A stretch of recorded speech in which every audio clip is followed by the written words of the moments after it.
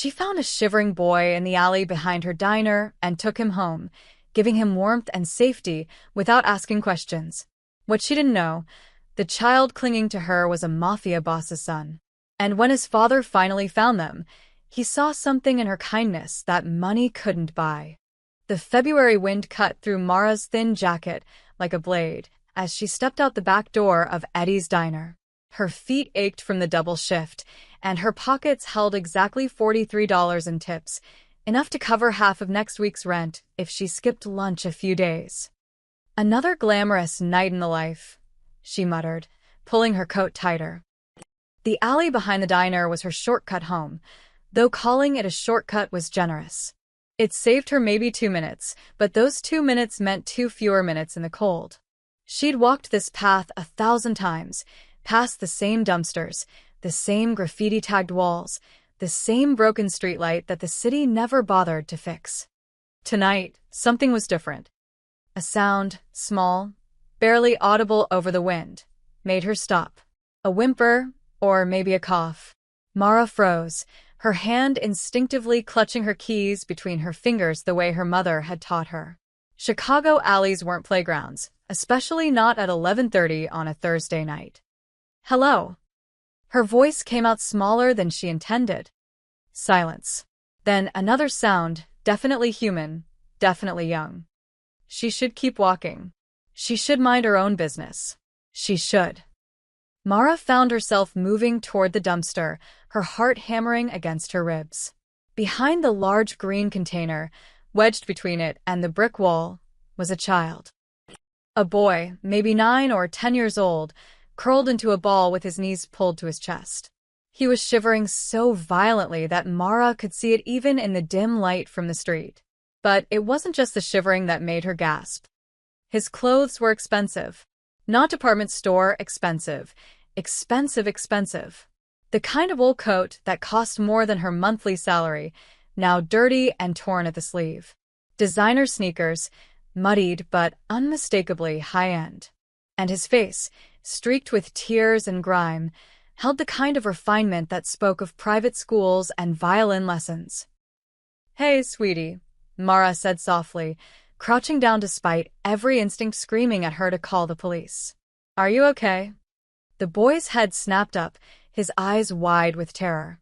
They were striking eyes, dark and intelligent, with long lashes that any adult would envy. For a moment, Mara thought he might bolt. "I'm not going to hurt you," she continued, keeping her voice gentle. "I'm Mara. "I work at the diner right there. Are you lost?" The boy stared at her, his small chest heaving. Then, barely a whisper, "Please don't call them." "Call who, honey?" "Anyone," his voice cracked. "Please." Mara's mind raced. Runaway? Abuse? Kidnapping? The boy looked terrified, but not of her, of something else. Someone else. "How long have you been out here?" "I don't know." Since dark." Mara glanced at her watch. It was nearly midnight, and the temperature had dropped to 30 degrees. This child had been hiding in a freezing alley for hours. Every reasonable thought told her to call the police, to let professionals handle this. But something in those frightened eyes stopped her. She'd grown up in foster care, had seen what happened when the system got involved. Sometimes the cure was worse than the disease. "Okay," she said, making a decision that would change everything. "No calls. But you can't stay here. You'll freeze. I live 10 minutes away. You can warm up, get some food, and then we'll figure this out. Deal?" The boy studied her face, his expression far too serious for someone so young. Finally, he nodded. Mara helped him stand, and that's when she noticed his right hand clutched around something. As he moved, she caught a glimpse, a silver bracelet, small and delicate, with 2 letters engraved on it. L.R. "What's your name?" she asked as they started walking. The boy hesitated. Lao. "Well, Leo, I hope you like tomato soup, because that's about all I've got at home." The walk to her apartment was quiet except for Leo's occasional sniffles. Mara kept glancing at him, trying to piece together the puzzle. Rich kid, running from something, hiding in an alley, instead of going to the police. None of it made sense. Her apartment was nothing special, a fifth-floor walk-up in a building that had seen better decades. One bedroom, a kitchen barely big enough to turn around in, and a bathroom where the shower only worked if you jiggled the handle just right. But it was warm, and right now, that's all that mattered. Sit, she instructed, pointing to her small couch. Leo obeyed immediately, his posture unnaturally perfect even in his exhausted state. Mara heated up the soup, found a clean blanket, and watched as Leo devoured the food like he hadn't eaten in days. His manners were impeccable. He waited for her to sit before eating, used his napkin properly, and thanked her 3 times. "Leo," she said carefully, "where are your parents?" His spoon stopped halfway to his mouth. "I can't tell you." "Why not?" "Because you'd make me go back." "Is someone hurting you? Is that why you ran?" "No," the answer came quickly, almost defensively. "No, it's not like that. It's just," he set down his spoon, his small hands trembling. "Everyone's always watching. Always telling me what to do, where to go, what to say. And my father, he's good, but everyone's afraid of him.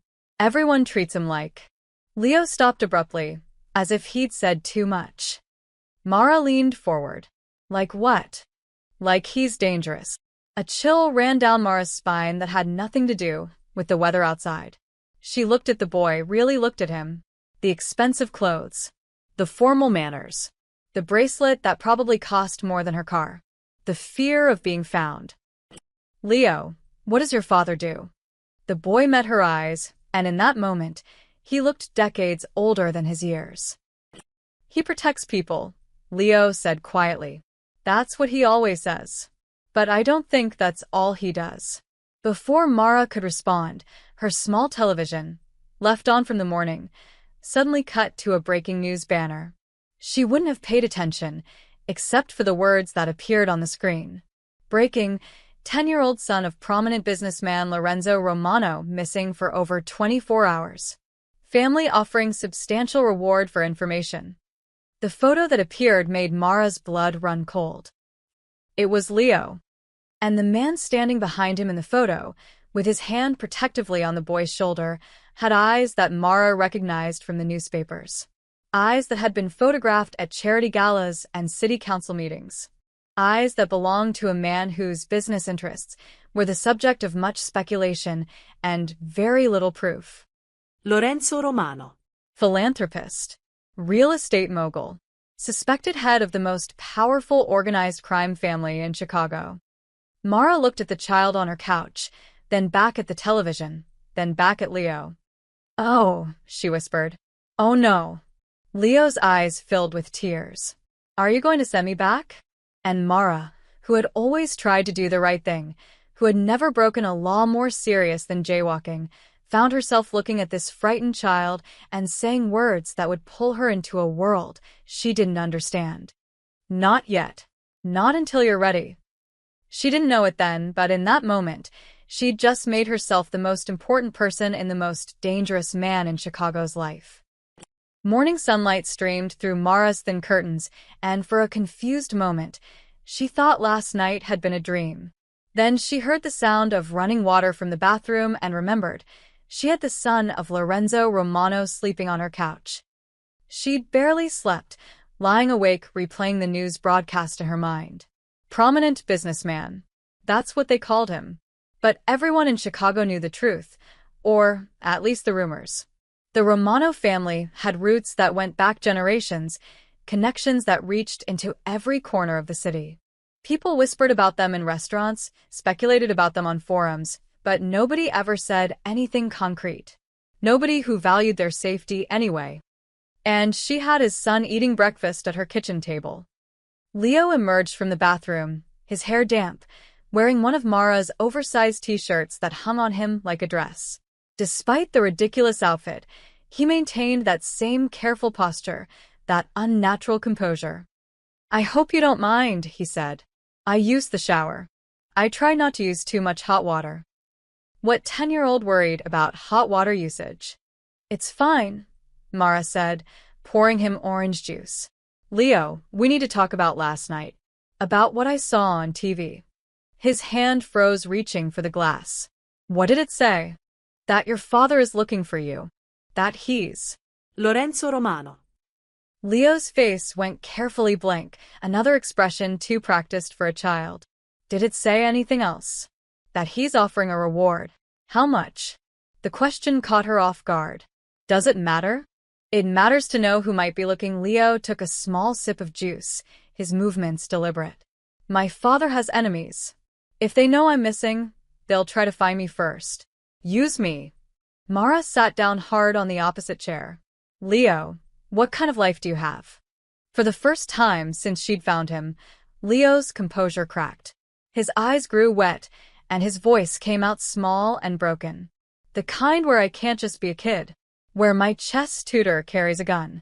Where I have to check under my car before my driver starts it, even though I'm only 10. Where people smile at my father, but I can see them shaking. But does he hurt people? Your father? No, the answer was immediate and firm. Papa says violence is what weak men do when they run out of words. He says real power is making people want to cooperate, not forcing them. Then why did you run? Leo stared into his orange juice. Because I wanted one day, just one day, where someone talked to me like I was normal. Where I could walk somewhere without 3 men following me. Where I could have a friend who liked me for me, not because their parents needed a favor from my father. Mara's heart broke a little. She reached across the table and squeezed his hand. I understand, she said. More than you know. They sat in silence for a moment before Leo asked, What will you do? Turn me in for the reward? How much is it? Probably $1 million. Mara choked on her coffee. $1 million. My father doesn't do anything halfway. $1 million. Mara could pay off her debts, move out of this apartment, maybe even go back to school like she'd always dreamed. Her mother's medical bills from before she passed, she could finally settle those. She could have a life. She looked at Leo's face, at the hope and fear warring in his expression, and felt something shift in her chest. Well, she said slowly, I suppose we should figure out what to do with you today. Do you like pancakes? The relief that flooded Leo's face was almost painful to witness. Really? Really? But Leo, you need to understand. I can't keep you here forever. Your father must be worried sick. He's probably worried, yes. But sick. Leo shook his head. Papa doesn't get sick. He gets focused. Right now, every person who works for him is looking for me. Every camera is being checked. Every street is being searched. He won't stop until he finds me. That sounds like he loves you. He does. But sometimes love looks like a cage when it's covered in gold bars. Mara started making pancakes, and as she cooked, she watched Leo relax incrementally. He asked questions about her life, about working at the diner, about what she did for fun. His curiosity seemed genuine, hungry even. Don't you have friends? She asked. At school? I have classmates. That's different, he picked at his pancake. There's this boy, Marcus. He invited me to his birthday party once. Papa sent our security team to check out his house first, his parents, his whole family. After that, Marcus stopped talking to me. That must be lonely. It's safe, Leo corrected. That's what matters in my world. Safety. The television, still on from earlier, cut to the noon news. The anchor's face was serious. The search intensifies for 10-year-old Leonardo Romano. His father, businessman Lorenzo Romano, made a brief statement this morning. The screen cut to a press conference. Lorenzo Romano stood at a podium, flanked by men in dark suits. He was younger than Mara expected, maybe 40, with silver threading through his dark hair. His face was composed, but his eyes betrayed something deeper. Exhaustion. Fear. Desperation. My son is everything to me, Lorenzo said, his voice steady but strained. To whoever has information, I ask only for his safe return. No questions. No consequences. Just bring him home. Then he added something that made Mara's blood run cold. To those who would harm him, understand that my restraint has limits. Find him. Now. The broadcast cut back to the anchor, but Mara was frozen, staring at the screen. Leo's voice was soft beside her. He's really scared. I've never seen him like that in public. Leo, Mara said carefully, what happens if I call the police right now? What would your father do? The boy thought for a long moment. He'd thank you. Probably give you the reward. Make sure you were protected. And what about the people who work for him? The ones looking for you? Leo's face darkened. Some of them aren't looking because they love me. They're looking because failing my father isn't an option. And not everyone who works for Papa agrees with his rules about violence. Mara realized then that she wasn't just protecting Leo from whatever he was running from. She might be protecting herself from becoming a target the moment she made that call. Her phone rang, making them both jump. It was Eddie from the diner. Mara, some men were here asking about you this morning. Guys in suits. Said they were looking for a missing kid, asking if we'd seen anything unusual last night. Mara's mouth went dry. What did you tell them? Nothing, because I don't know nothing. But Mara? They didn't look like cops. They looked like something else. You okay? I'm fine, Eddie. Thanks. She hung up and looked at Leo, who had gone pale. They're already looking for connections, he said quietly. Papa's people work fast. They'll find me eventually. They always do. Then what do we do until then? Leo met her eyes, and for the first time, he smiled. A real, genuine, childlike smile. Can we feed the stray cats you mentioned? And maybe play chess? I promise I won't tell you how Papa's rook strategy relates to territorial control. Despite everything, Mara laughed. Deal. But Leo, whatever happens, I need you to promise me something. What? When the time comes, and it will come, you'll talk to your father. Really talk to him. Tell him how you feel. Leo nodded slowly. Okay, I promise. As they cleaned up breakfast, Mara caught her reflection in the window and barely recognized herself. 24 hours ago, she was just a waitress trying to make rent. Now she was harboring the son of the most powerful man in Chicago, with $1 million bounty on his head and dangerous men searching the streets. She should be terrified. Instead, watching Leo actually act like a child for the first time, laughing at her terrible juggling attempt with oranges, she felt something else entirely. She felt needed. And maybe, just maybe, that was worth the risk. Lorenzo Romano stood at the floor-to-ceiling window of his penthouse, watching the city wake up below. From 40 stories high, Chicago looked orderly, peaceful, a grid of streets and buildings bathed in morning light. He knew better. Somewhere in that vast sprawl was a son, alone and frightened, and Lorenzo couldn't do a damn thing about it without making everything worse. Boss, we've checked every hospital, every shelter, every place a kid might go. Vincent Caruso, his oldest friend and second in command, stood behind him, exhaustion evident in his voice. It's like he vanished into thin air. 10-year-old boys don't vanish, Lorenzo said quietly. Someone has him, or someone saw him. We're just not looking in the right places. We could expand the search. Put more pressure on. No, Lorenzo turned, and Vincent instinctively stepped back. Not from fear, but from the intensity in his boss's eyes. No pressure. No threats. No breaking down doors. We do this clean. With all due respect, if this were anyone else's kid, it's not anyone else's kid. It's mine. And I won't burn this city down looking for him. That's exactly what Leo would hate me for. Lorenzo moved to his desk, where a single photograph sat.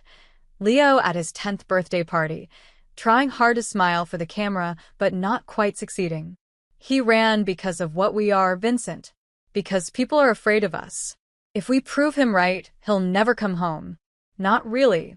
Vincent exchanged a glance with Marco and Tony, the other two men in the room. They'd all served Lorenzo for over a decade, had seen him navigate impossible situations with a clear head and steady hand. But this was different. This was personal. The family's getting restless, Marco said carefully. Word's spreading that your son ran away. Some of the younger guys, they're seeing it as Weakness, Lorenzo finished the sentence. Let them. Boss, Vito Morelli's already making noise. Says if you can't protect your own son, maybe you can't protect the territory. Lorenzo's jaw tightened. Vito Morelli, ambitious, ruthless, and smart enough to be dangerous. He'd been pushing for more aggressive expansion, wanted to go back to the old ways of doing business. The ways Lorenzo had spent 15 years moving away from. Vito forgets that I didn't build this organization by being the loudest or the most violent, Lorenzo said. I built it by being the smartest. And right now, the smart thing is to find my son without collateral damage. And if Vito makes a move while you're distracted, Lorenzo's expression went cold. Then Vito will learn why everyone else is smart enough not to. His phone buzzed, a text from his assistant. The mayor wanted a meeting. So did the police commissioner. And there were 17 messages from various business associates, offering help that Lorenzo knew came with strings attached. He ignored them all and pulled up the footage from Leo's school again, watching for the 100th time as his son slipped away from his security detail during a field trip. Leo had been planning this, the way he timed it, using the crowd of students as cover. His son had inherited his strategic mind, for better or worse. Pull up the traffic cameras from the museum district again, Lorenzo ordered.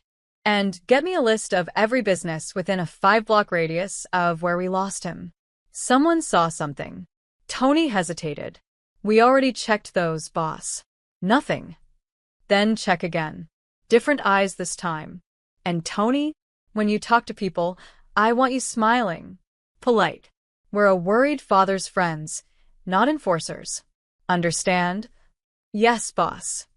As the men left to execute his orders, Vincent lingered. Lorenzo, can I speak freely? You always do. Your father wouldn't have handled it this way. He'd have had every snitch in the city shaken down by now, every favor called in. People would be too scared not to help. Lorenzo poured himself a whiskey, despite the early hour. My father died at 53 with more enemies than friends, Vincent. Is that the legacy you think I should follow? Your father also never lost control of his family. No, he just lost his soul instead. Lorenzo took a slow sip.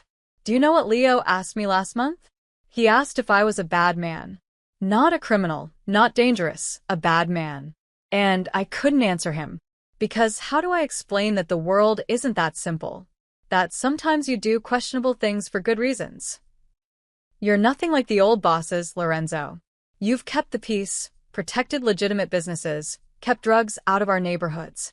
But I'm still a man who people fear. A man who controls territory and collects debts and makes problems disappear. Lorenzo stared into his glass. Leo sees all of that.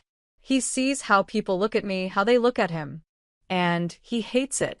He's just a kid. He doesn't understand. He understands perfectly. That's the problem. Lorenzo set down his glass. When I was his age, I thought my father was a king. It wasn't until I was older that I realized he was a warlord. Leo's smarter than I was. He already knows what I am. Vincent sat down across from him. So, what's the play here? We find him. Then what? Then I do what I should have done a year ago. I start preparing an exit. Not from the life entirely. That's impossible. But from the front lines. Let the next generation take over while I'm still young enough to be a real father. The families won't accept that. You're the reason there's been peace. You're the one everyone respects. Or fears, Lorenzo corrected. There's a difference, even if the result looks the same. A knock at the door interrupted them. Giovanni, one of the younger associates, entered looking excited. Boss, we might have something. A waitress at a diner near where we lost the trail. She finished her shift around the time Leo would have been in the area. Eddie's Diner on Ashland. Lorenzo was on his feet immediately. Name? Mara Jensen. 28. Works double shifts, lives alone in Pilsen. No criminal record. No connections to any families. Bring her in for questioning. Already sent guys this morning. She wasn't there, called in sick. First time she's missed a shift in 2 years. Lorenzo's instincts prickled. That's not a coincidence. Want us to pick her up? No, Lorenzo grabbed his coat. I'll talk to her myself. Boss, that's not protocol. Let us handle the groundwork. Vincent, my son has been missing for 36 hours. Protocol went out the window the moment he did. Lorenzo headed for the elevator. Get me her address. And Vincent? We go in quiet. 2 cars, no guns visible, and everyone smiles. If this woman has my son, the last thing I want is to scare her into doing something stupid. As the elevator descended, Lorenzo caught his reflection in the polished doors. He looked older than he had 2 days ago, the lines around his eyes deeper. Leo was out there somewhere, possibly scared, possibly in danger, and every instinct Lorenzo had screamed at him to tear the city apart until he found him. But he knew his son, knew that Leo was testing him, watching to see what kind of man his father really was. Would Lorenzo be the measured, principled man he claimed to be? Or would he become the monster everyone expected? His phone buzzed again. Vito Morelli, requesting a meeting to discuss the situation. Lorenzo deleted the message. Vito could wait. Right now, there was only one thing that mattered. The elevator doors opened to the parking garage, where Vincent waited with the cars. Let's go find my son, Lorenzo said. And pray this waitress is smarter than she is scared. Because if Mara Jensen had taken Leo, she was either the bravest woman in Chicago or the most foolish. And Lorenzo Romano, for all his power and influence, found himself hoping desperately that it was the former. He needed someone brave right now. Someone who'd done the right thing for the right reasons. He needed hope that the world wasn't as cynical as he'd become. 3 days had passed, and Mara's small apartment had transformed into something that felt almost like a home. She'd called in sick at the diner, something she never did, claiming a stomach bug. Eddie had been understanding, but she could hear the suspicion in his voice. People in her neighborhood didn't take sick days unless they were actually dying. Leo sat cross-legged on her living room floor, surrounded by her old art supplies, colored pencils she'd bought years ago with dreams of taking a design class. He was sketching the view from her window with surprising skill, his tongue poking out slightly in concentration. Where'd you learn to draw like that? Mara asked, folding laundry on the couch. My mother. Leo's hand paused for just a moment. Before she died. She was a painter. Papa kept all her work, says I have her eye for color. I'm sorry. About your mom. It was 4 years ago. Cancer, he added, shading to a building. Papa changed after that. Got more protective, more strict about security. That's when the guards started following me everywhere. Mara watched him work, marveling at how different he seemed from the terrified child she'd found in the alley. Here, in her cramped apartment with its peeling paint and noisy pipes, Leo was just a 10-year-old kid. He laughed at her terrible jokes, helped her cook meals, and had taught her 3 different chess strategies, each explained with the patience of someone twice his age. You're really good at chess, she'd said last night after he'd beaten her for the 5th time. Papa taught me. He says chess is like life. You have to think 3 moves ahead, protect what matters, and know when to sacrifice a piece to win the game. Then Leo had looked sad. I think maybe I'm the piece he's afraid to sacrifice. Now, watching him draw, Mara felt a fierce protectiveness that surprised her. In 3 days, this child had become more than a responsibility. He'd become the little brother she'd never had.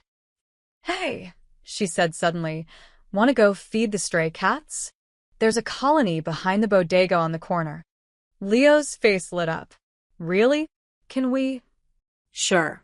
But you need to wear my old baseball cap and keep your head down. Deal? Deal.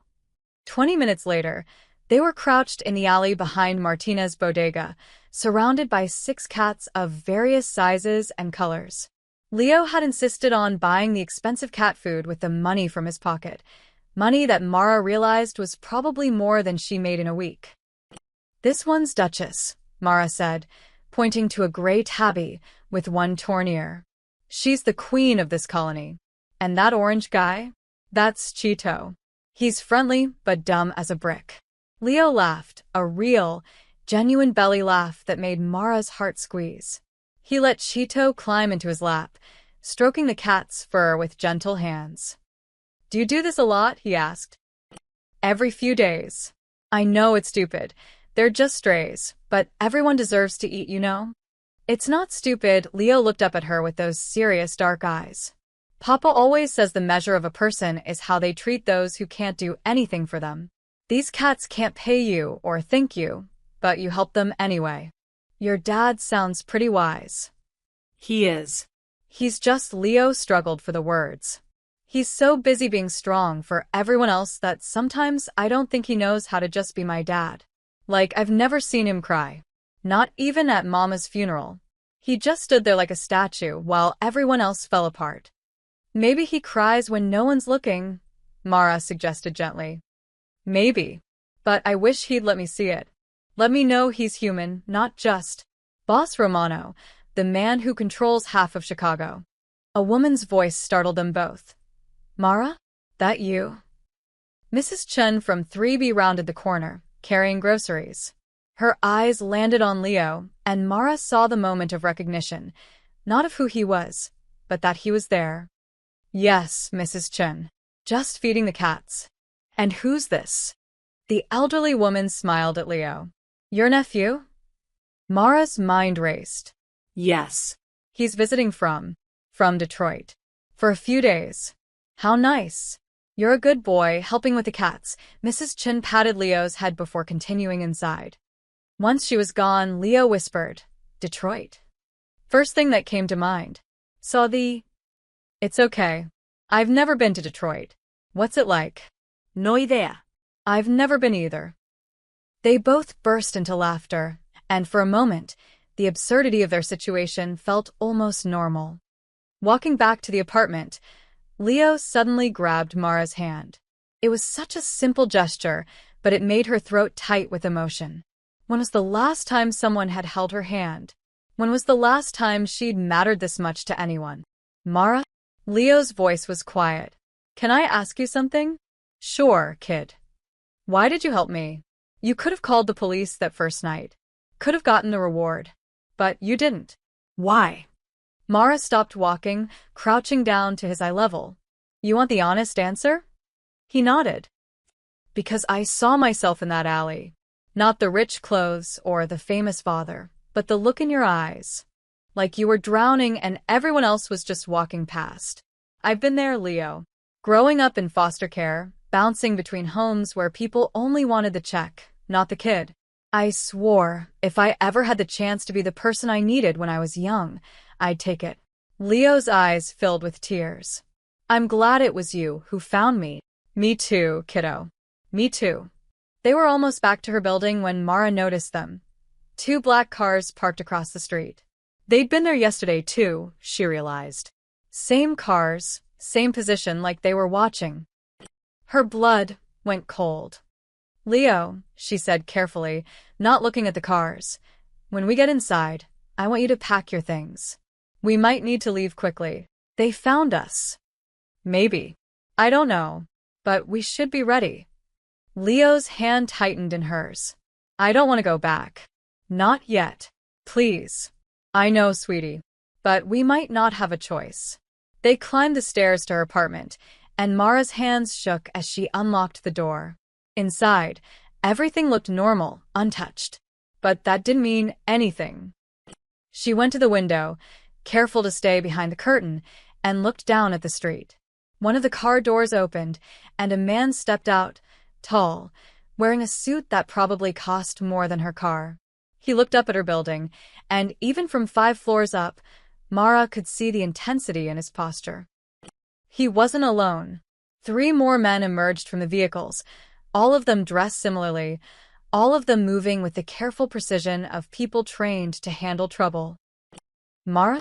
Leo's voice was small behind her. Is that them? She didn't have to ask who he meant. I think so. What do we do? Mara looked at the boy who'd become so important to her in such a short time, then back at the men on the street.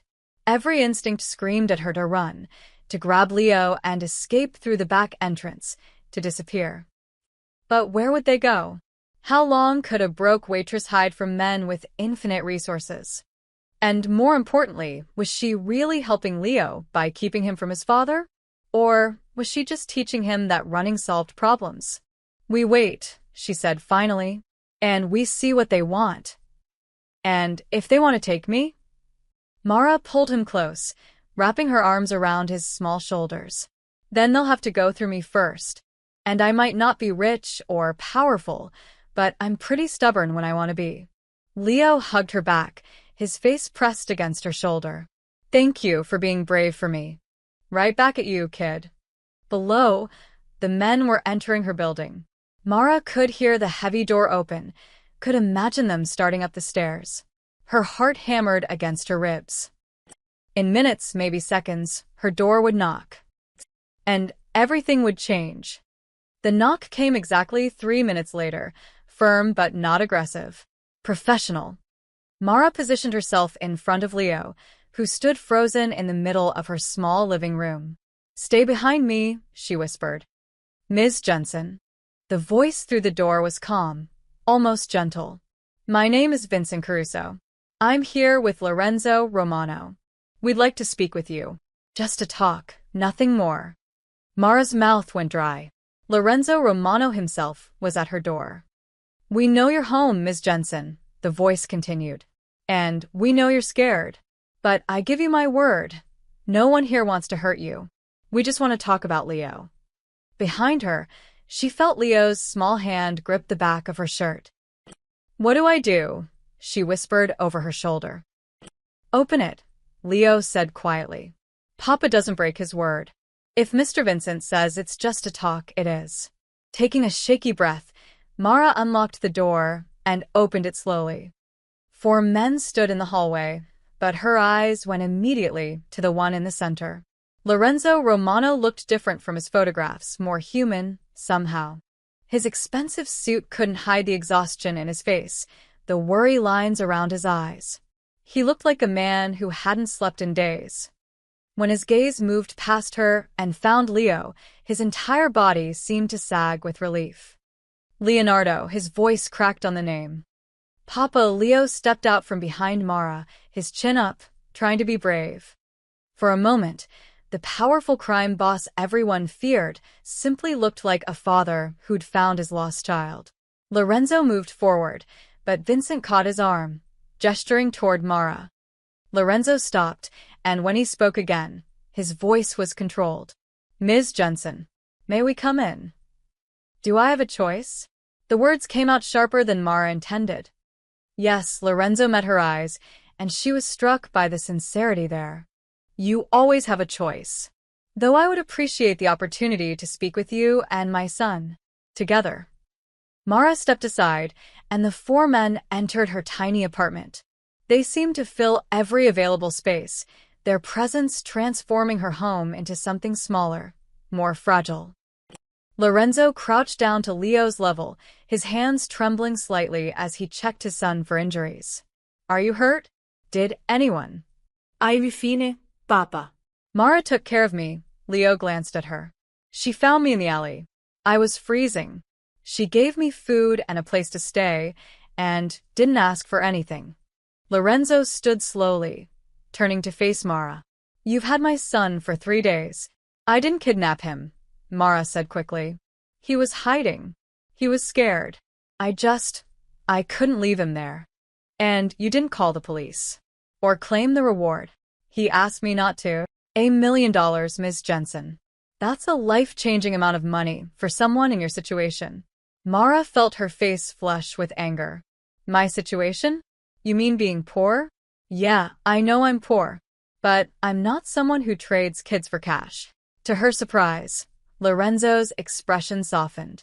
That's not what I meant. I'm sorry. That came out wrong.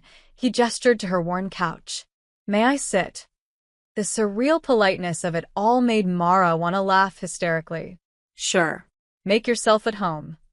Lorenzo sat, and Leo immediately moved to his side, not cowering, but seeking comfort. Lorenzo wrapped an arm around his son, and Mara saw his hand shake as he pulled the boy close. Can you tell me what happened? Lorenzo asked. Why you ran? Leo stared at his shoes.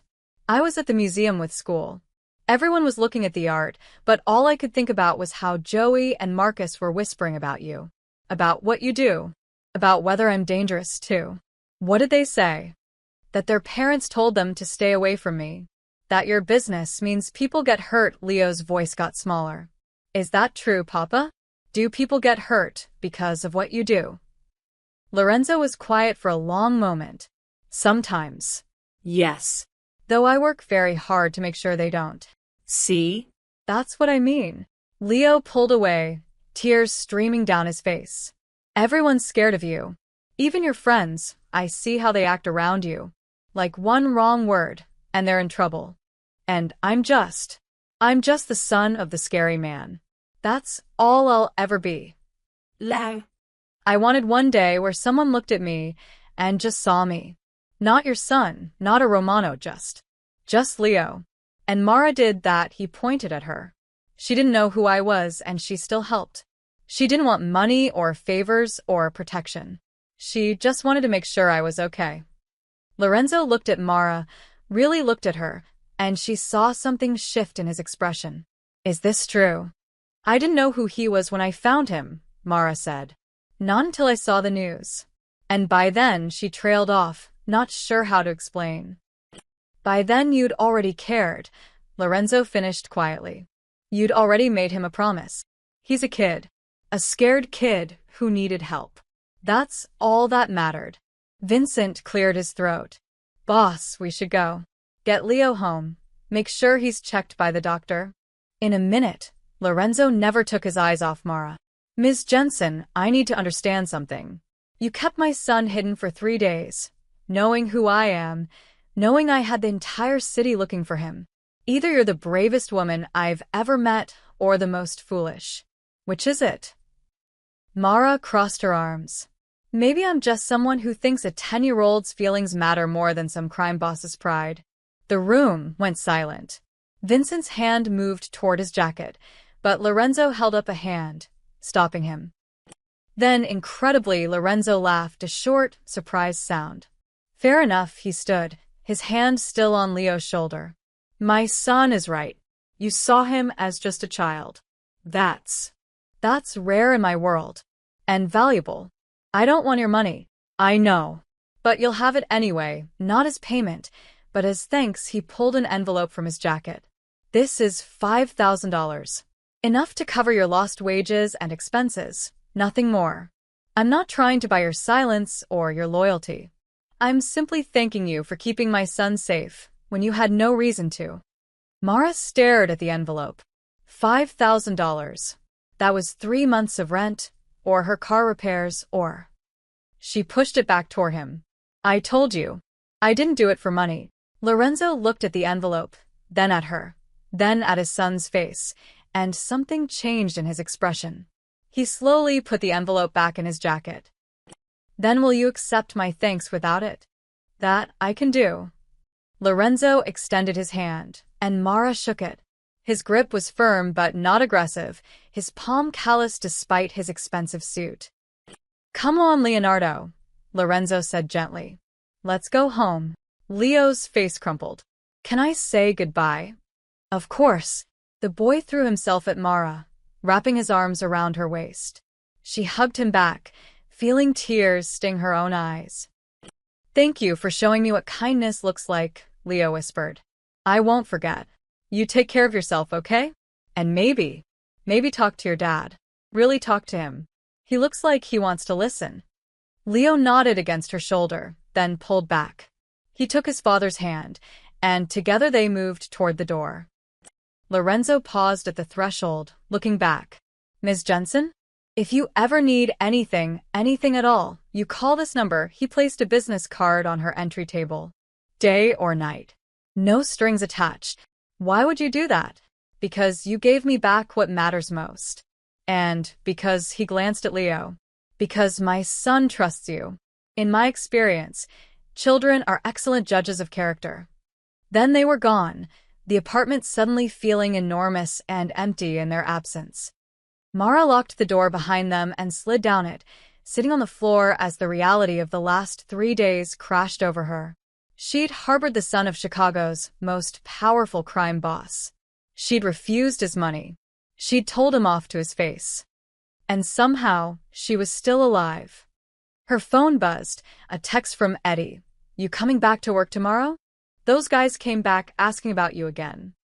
Mara stared at the message, then at the business card Lorenzo had left. Simple, elegant.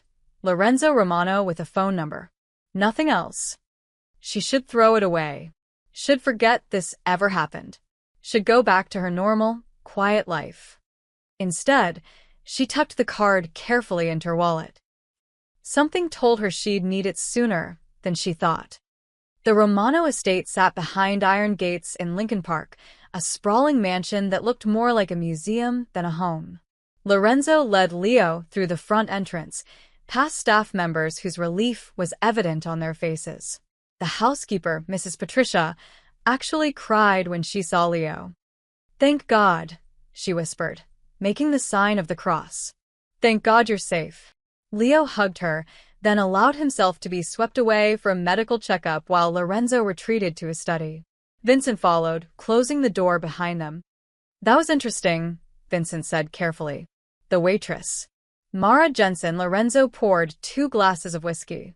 "What do we know about her?" "Foster kid. Aged out of the system at 18. Works 2 jobs. Waitress and weekend cleaning at a gym.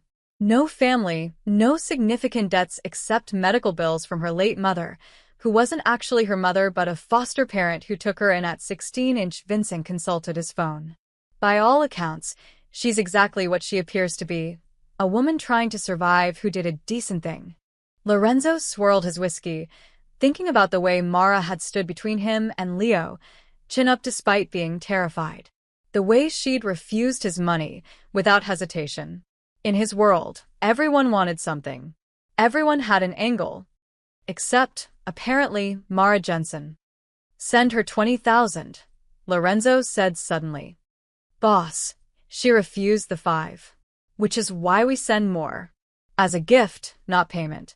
Have it delivered with a note thanking her for her kindness. Make it clear there are no strings, no expectations." Vincent raised an eyebrow. "You realize she'll probably return that too?" "Probably. But Leo's right. She showed him genuine kindness. That's worth acknowledging, whether she accepts it or not." An hour later, Leo appeared in the study doorway, fresh from his medical check and wearing clean clothes. He looked smaller somehow, more vulnerable than he had in Mara's apartment. "Papa? Can we talk?" Lorenzo gestured to the chair across from his desk. "Of course. But first, I need you to understand something." He came around the desk, pulling a chair close to his son's. "What you did was dangerous. Not just for you, but for everyone who cares about you. Do you understand that?" "Yes." "Do you understand that there are people, bad people, who would have used you to hurt me?" "Yes." "Then help me understand why you did it anyway." Leo's face twisted with emotion. "Because I'm suffocating, Papa. Everyone watches me all the time. I can't make friends because you have them investigated. I can't go anywhere without guards. I can't even fail a test without someone reporting it to you." Tears rolled down his cheeks. "When does it stop? When do I get to just be a kid?" Lorenzo felt each word like a physical blow. "I'm trying to keep you safe. I know. But Mama used to say that a life lived in fear isn't really living. Don't you remember?" Lorenzo closed his eyes. Yes, he remembered. Sophia had said those exact words, usually while trying to convince him to let Leo do something normal, ride a bike, go to a friend's house, join the school soccer team. And every time, Lorenzo had found a reason to say no, always dressed up as concern for safety. "Your mother was braver than I am," Lorenzo said quietly. "She wasn't afraid of the world the way I am." "You're not afraid of anything. I'm terrified of losing you." Every single day, Lorenzo took his son's hands. "When your mother died, something broke in me. I couldn't protect her from the cancer, couldn't fix it, couldn't control it. So I tried to control everything else, especially your safety. But I see now that I've been building a prison instead of a home." "I don't need a prison, Papa. I just need a father." The words hung in the air between them. Lorenzo pulled his son into a tight embrace, feeling the boy's tears soak into his shirt. I'm sorry, Lorenzo whispered. I'm so sorry. I've been so focused on keeping you alive that I forgot to let you live. They sat like that for a long time, neither speaking, just holding each other. Finally, Leo pulled back. Mara made me feel normal. Like I mattered because of who I am, not who you are. Can I see her again? Lorenzo hesitated, every protective instinct screaming no. But he thought about Mara's apartment, about the way Leo had laughed while feeding stray cats, about the sketch he'd drawn with such care. Let me think about it, he said. But Leo? No more running. If you need space, if you need to talk, if you need anything, you come to me first. Deal? Deal. The next morning, Lorenzo sent Vincent to deliver the envelope to Mara, $20,000 with a simple note, for showing my son what kindness looks like. No strings. No expectations. Just gratitude. LR. Vincent returned 3 hours later with the envelope unopened. She wouldn't take it? Lorenzo asked. She took it, opened it, counted the money, then handed it right back. Vincent couldn't quite hide his smile. Said, and I quote, "Tell Mr. Romano, I didn't ask for a down payment on a house. I asked for nothing." The answer's still nothing. Lorenzo stared at Vincent. She actually said that. Word for word. Then she wrote her own note and sealed the envelope. Vincent handed it over. Lorenzo opened it, finding his cash and a piece of diner receipt paper with handwriting that slanted slightly to the left. Mr. Romano, I don't want your money. I wanted Leo to feel safe for a few days. Mission accomplished. If you want to thank me, just be the father he needs. That's payment enough. Also, he mentioned he likes painting. His mother's gift, he said. Maybe let him pursue it? Just a thought from a waitress who knows nothing about raising kids. Mara. Lorenzo read the note 3 times, feeling something unfamiliar stirring in his chest. When was the last time someone had spoken to him this directly? This honestly? Even Vincent, his oldest friend, measured his words carefully. But this waitress, this woman with nothing to lose and everything to fear, had looked at the most powerful man in Chicago and essentially told him to be a better father. She's either fearless or foolish, Vincent said.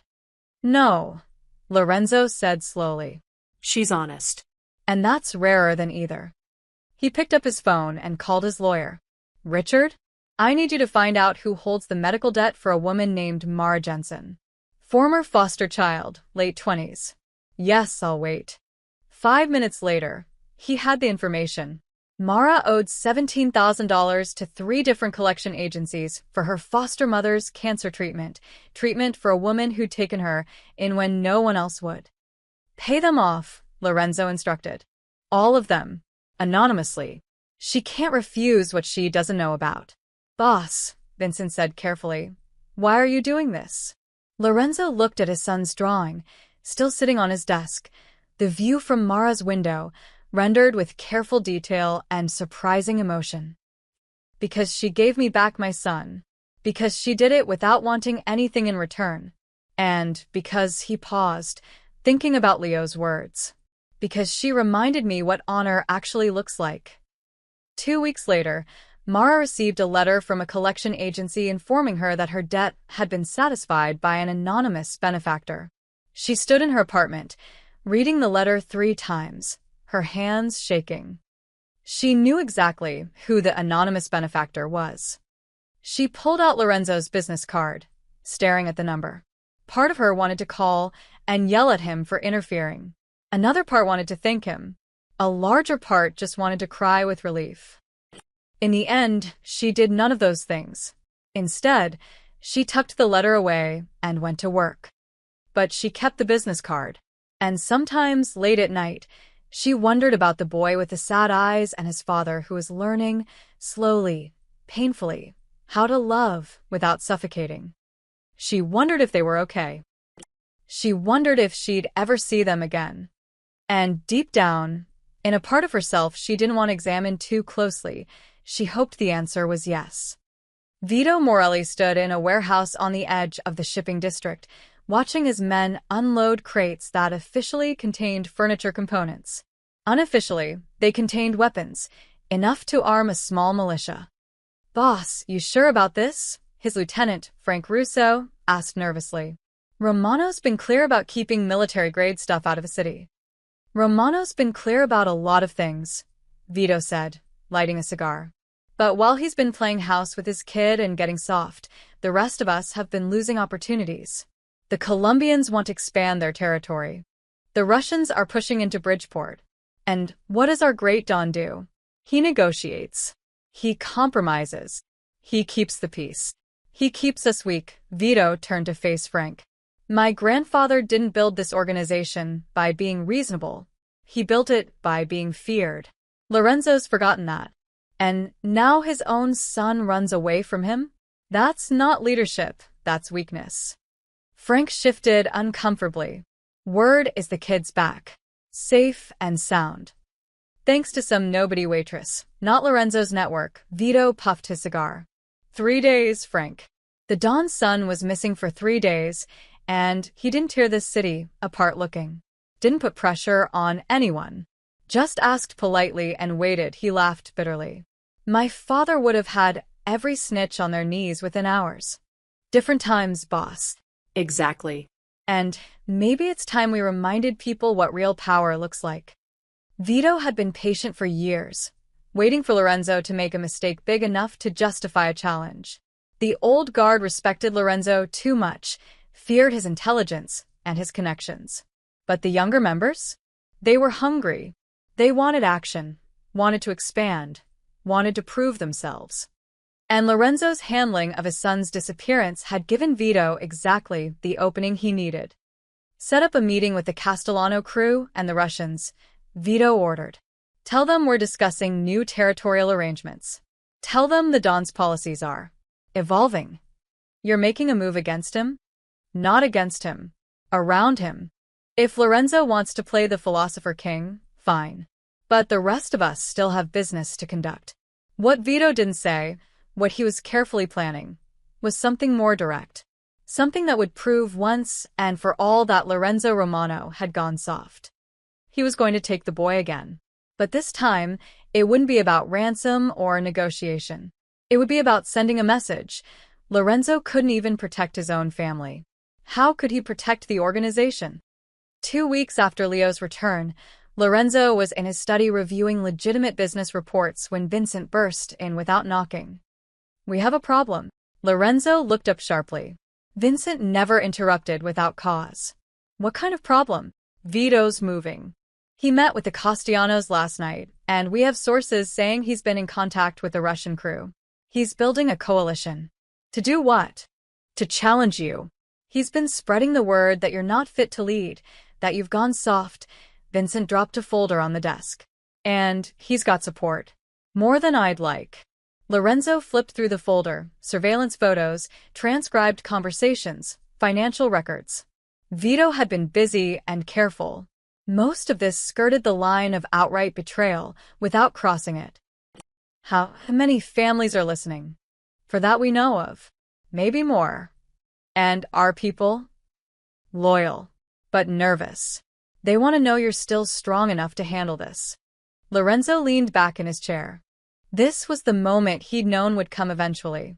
The moment when his restraint, his principles, his refusal to rule through fear would be tested. Call a meeting. All the families. Make it clear attendance is mandatory. When? 3 days. That gives Vito time to think he's winning. Lorenzo's eyes hardened. And time for us to prepare a proper response. Vincent nodded and left. Alone in his study, Lorenzo poured a drink and thought about Leo, currently at school under triple the usual security. His son was finally adjusting back to normal life, had even started talking about joining the school art club. And now Vito was threatening to destroy that peace. The school charity event was held at the Lincoln Park Cultural Center, a fundraiser for the arts program. Leo had begged to participate, to help set up the student art display.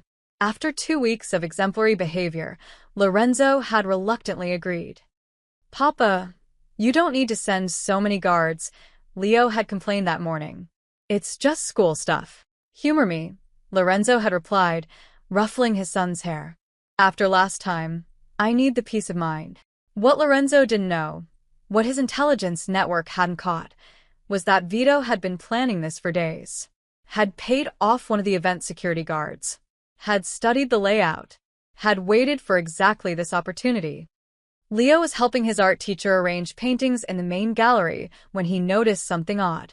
The guard by the side entrance, usually there were two, but now there was only one. And he was checking his phone instead of watching the room.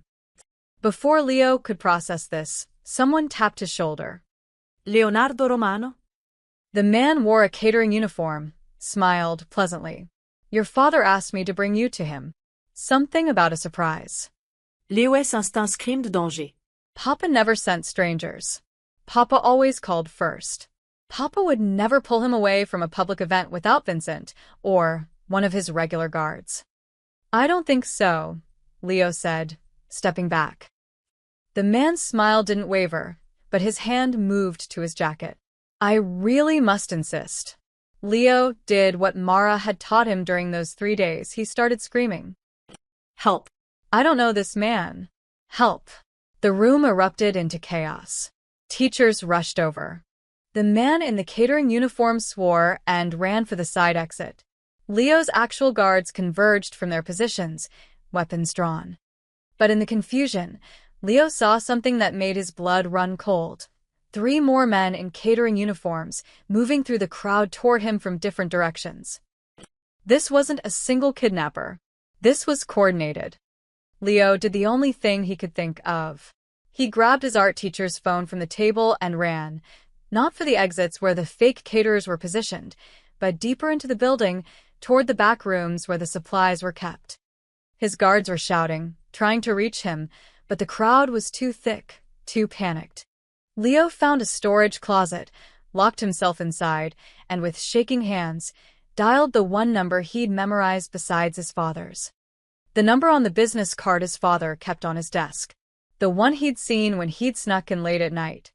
Mara's number, the one she'd given his father in case of emergency.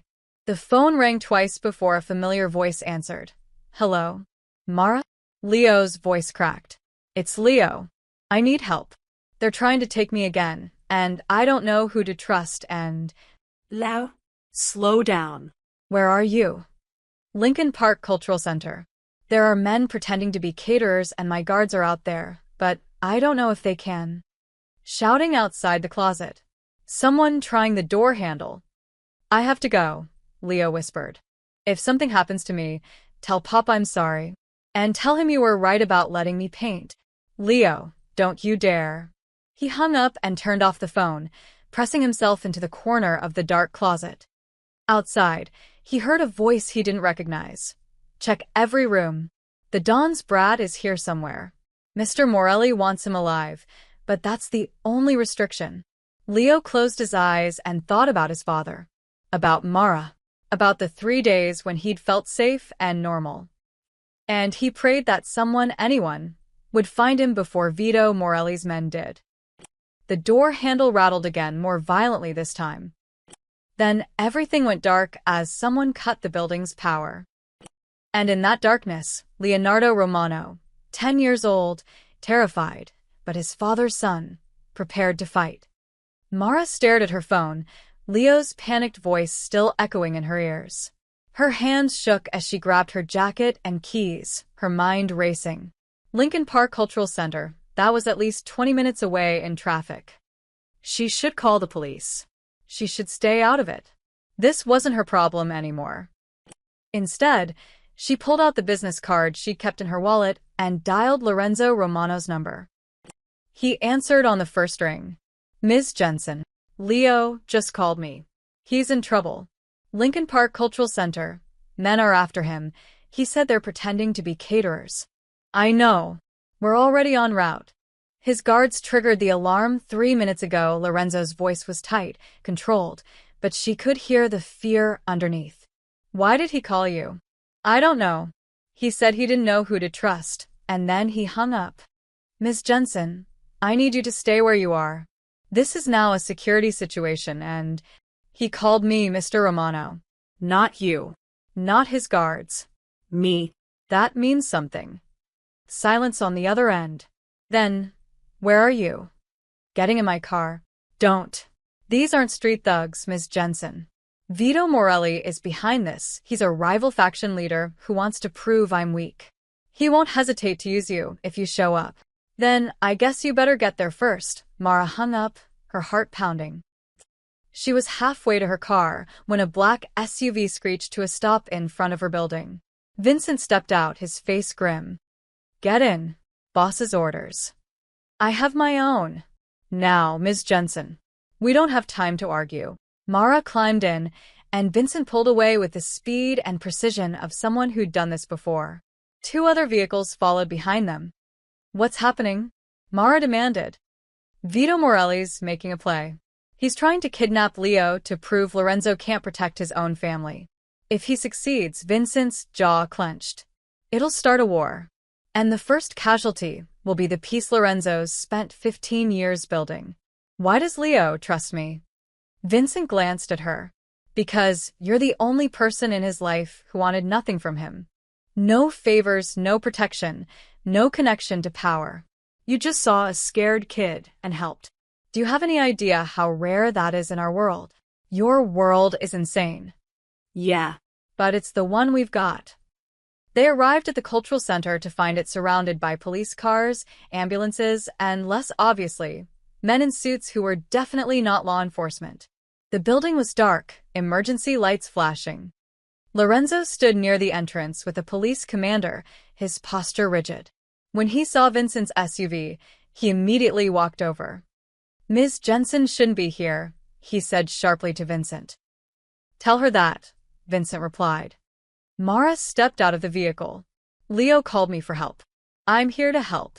This isn't your world. You don't understand what's at stake. You're right. I don't understand your world. I don't understand territory or power or whatever mob rules you play by. Mara moved closer, looking up at him. But I understand a scared 10-year-old boy. And right now, that's what matters. Lorenzo stared at her, something shifting in his expression. You don't know what Vito will do if he catches you with Leo. Then we make sure he doesn't catch us. Mara crossed her arms. Look, you can waste time arguing with me, or you can use the one advantage you have. Leo trusts me. If he's hiding, scared, he might not come out for your guards or the police. But he might come out for me. Vincent cleared his throat. She's not wrong, boss. Lorenzo looked between them, then at the darkened building where his son was hiding from trained killers. Every instinct told him to keep Mara away from this, to handle it with his people his way. But his son had called her. Not him. That truth cut deeper than any of Vito's betrayals. Fine, Lorenzo said. But you do exactly what I say when I say it. No heroics, no arguments. Understood. Understood. Lorenzo pulled out his phone, connecting to his security team inside. Status. We've cleared the main gallery and east wing. Found 3 of Morelli's men. Neutralized and contained. But we lost the boy in the chaos. Building's too big, too many rooms. He could be anywhere. Casualties. 2 of our guys injured, nothing critical. But boss? The kid's smart. He cut through the kitchen to the back storage areas. He's making them work for it. Despite everything, Lorenzo felt a flash of pride. Keep searching. And nobody fires unless fired upon. I won't have Leo traumatized more than necessary. He hung up and turned to Mara. The back storage area. That's where he's likely hiding. I need you to come with me and Vincent. If we find him, you'll be the one to call out to him. Your voice might be the only one he'll respond to. What about Morelli's men? Let me worry about them. They entered the building through a side entrance, Lorenzo leading with Vincent behind Mara. The emergency lights cast everything in an eerie red glow. Somewhere in the distance, she could hear shouting and heavy footsteps. How did this happen? Mara whispered. I thought Leo had security. He did. But Vito's been planning this for weeks. He bribed one guard, created a distraction, exploited the chaos. Lorenzo's voice was cold. He'll pay for it. How? Lorenzo didn't answer, and Mara wasn't sure she wanted him to. They moved through the building methodically, checking rooms. Each one was empty, and each empty room made Lorenzo's expression darker. Then they heard it, a crash, followed by a young voice shouting, "Get away from me." Le. Lorenzo took off running, Mara and Vincent right behind him. They burst into a large storage room filled with stage equipment and art supplies. Leo was backed into a corner, holding a paint can like a weapon. Two men in catering uniforms advanced on him slowly. "Leonardo, make this easy," one of them said. "We don't want to hurt you." "My father's going to kill you," Leo said, his voice shaking but defiant. "Your father's losing his grip. Time for new leadership." Lorenzo stepped into the room, his presence filling the space. Interesting theory. The two men spun around, reaching for weapons, but Vincent already had his gun trained on them. "Don't," Mr. Morelli said. "I don't care what Vito said." Lorenzo's voice could have frozen fire. "Put your weapons on the ground and step away from my son." Now. They hesitated, and in that moment, Mara saw what everyone feared about Lorenzo Romano. It wasn't violence or aggression. It was the absolute certainty in his eyes that he would win. That resistance was not just futile, but foolish. The men put their guns down. "Leo," Mara called softly. "It's okay, sweetie. Your dad's here." Leo's head snapped toward her voice. "Mara?" Yeah, kid. "I'm here. You can come out now." Leo dropped the paint can and ran, not to his father first, but to Mara, wrapping his arms around her waist and sobbing into her shirt. She held him tight, stroking his hair. "You're okay," she murmured. "You're safe now." Over Leo's head, she met Lorenzo's eyes. The gratitude there was overwhelming, but so was something else, a recognition that his son needed more than he alone could provide. "Take him outside," Lorenzo said quietly. "Vincent will go with you." "What about you?" "I have business to finish with Vito Morelli." Papa, no. Leo pulled away from Mara. "Don't hurt him." Please. "That's what he wants. He wants you to be the monster everyone thinks you are." Lorenzo crouched down to his son's level. "What would you have me do?" "Be better than him. Show everyone that real strength is not giving them what they expect." Leo's eyes were red from crying, but clear with conviction. "Make him face consequences without becoming like him." Lorenzo looked at his 10-year-old son and saw his wife in those words. In that moral clarity, he'd been losing piece by piece over the years. "Okay," he said softly. "Okay. I'll do it your way." He pulled Leo into a tight embrace, then stood and nodded to Vincent. "Get them out of here." And Vincent? "Call the police commissioner. Tell him we have a gift for him. Evidence of conspiracy to commit kidnapping, attempted murder, and weapons trafficking. Let the law handle Vito Morelli." Vincent raised an eyebrow. "You sure about that, boss?" "My son's right. It's time to be better than our enemies expect." As Mara led Leo toward the exit, the boy looked back at his father. Thank you, Papa. "For listening." "Thank you," Lorenzo replied, "for reminding me what I'm supposed to be protecting." Outside, in the safety of Vincent's SUV, Leo finally broke down completely. Mara held him while he cried, this brave, brilliant boy who'd survived 2 attempts to use him as a weapon against his father. "I was so scared," Leo whispered. "I know, but you were also incredibly brave. I knew you'd come if I called." "Always," Mara promised. And in that moment, she realized she meant it. Whatever came next, wherever this strange relationship with the Romano family led, she would be there for this child who'd somehow found his way into her heart. Even if it meant stepping into a world she didn't understand, facing dangers she couldn't imagine. Because that's what you did for family. And somewhere along the way, Leo had become exactly that. Lorenzo didn't come home until dawn. When he finally walked into the estate, still wearing his blood-free but wrinkled suit, Leo was waiting in the foyer, despite Mrs. Patricia's attempts to send him to bed. "Papa," Leo ran to him. Lorenzo caught his son, holding him close. "You should be sleeping." "I couldn't." "Not until I knew you were okay." Leo pulled back, studying his father's face.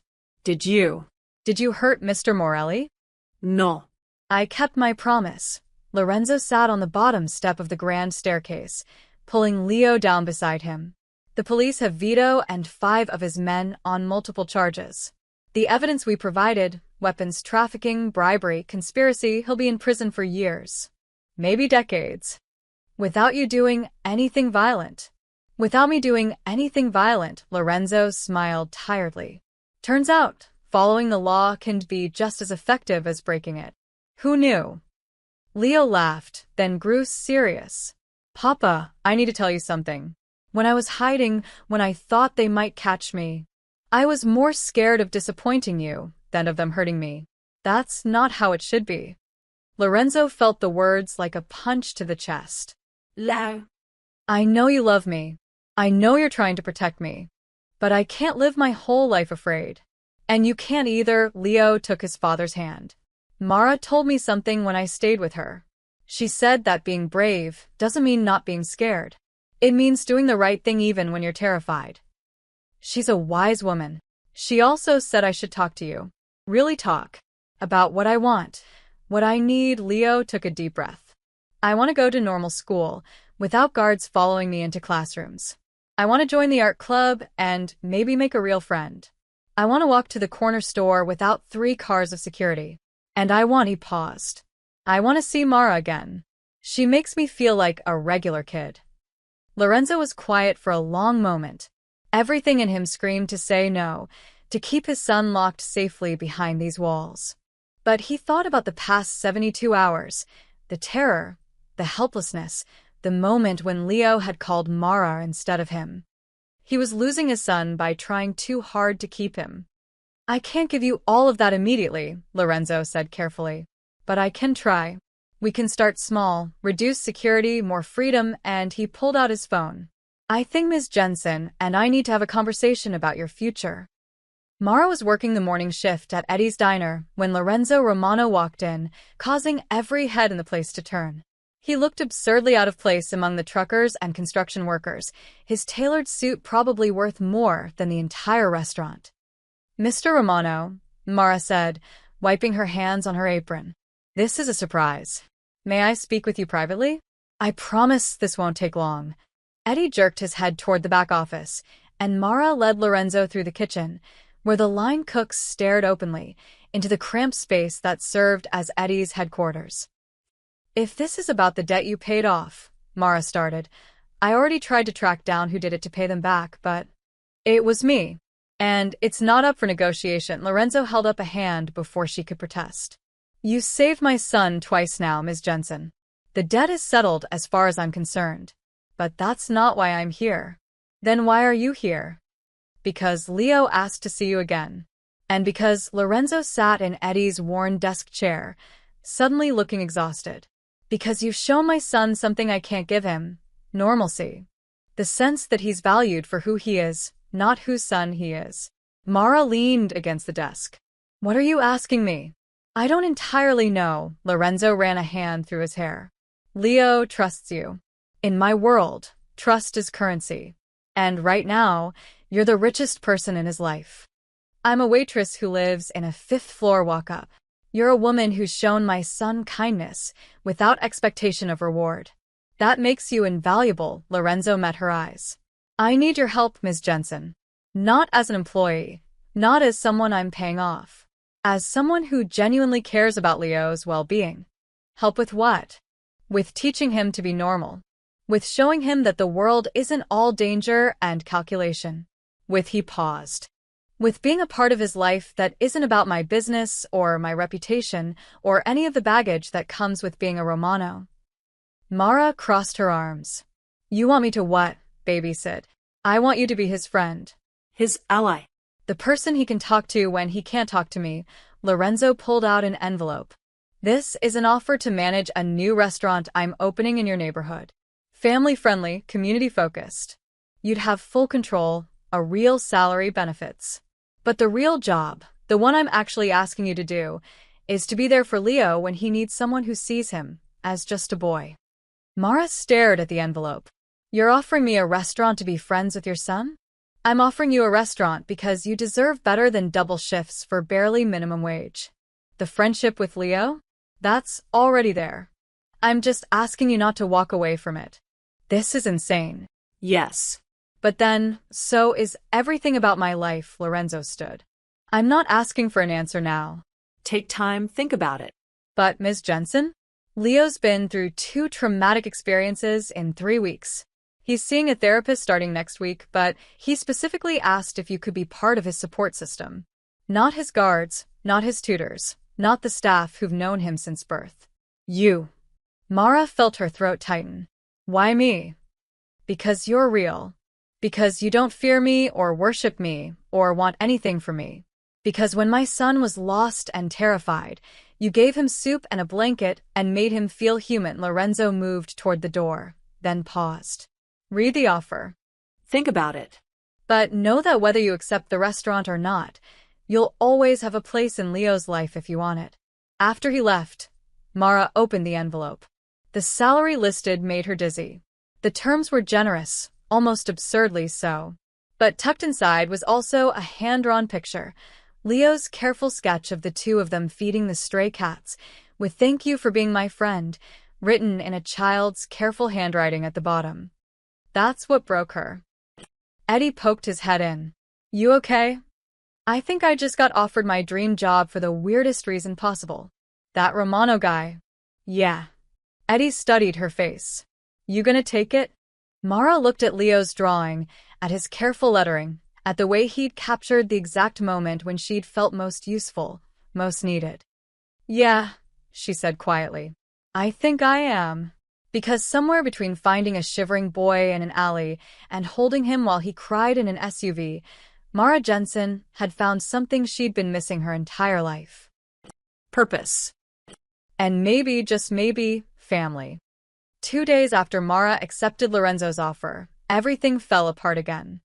She was at the new restaurant space, a beautiful corner building with large windows and exposed brick, reviewing renovation plans when Vincent called. Ms. Jensen, we have a situation. Mara's blood went cold. Lao. Missing. Taken from his therapist's office 20 minutes ago. We're trying to track him, but Vincent's voice was strained. Morelli had people on the outside. They grabbed Leo during the session transition. We think they're moving him out of the city. I thought Vito was in jail. He is. But his cousin Marcus isn't. And Marcus is more ruthless than Vito ever was. Where's Lorenzo? Mobilizing everyone. But Ms. Jensen, we need you. Leo has his panic button, a tracker we embedded in his watch. He activated it 5 minutes ago, but then it went dark. Last ping was at an abandoned textile factory in Gary, Indiana. That's 40 minutes from here. Why do you need me? Because if we storm in with armed men, they might panic and hurt him. But if someone non-threatening goes in first, someone Leo trusts, Vincent trailed off. Lorenzo won't ask you to do this. But I'm asking. That boy needs you. Mara's hands shook. I'm not trained for this. I don't know how to. You know how to be brave. That's enough, Vincent's voice softened. Please, Ms. Jensen. We'll be right there with you. We just need you to get to Leo first. Mara closed her eyes, seeing Leo's face in her mind, his trust, his hope, his belief that she'd always come when he called. Send me the address.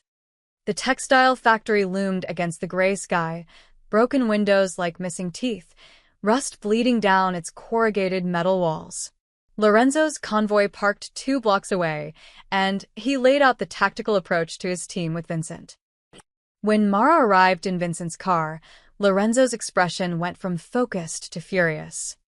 What is she doing here? I called her, Vincent said calmly. We need her.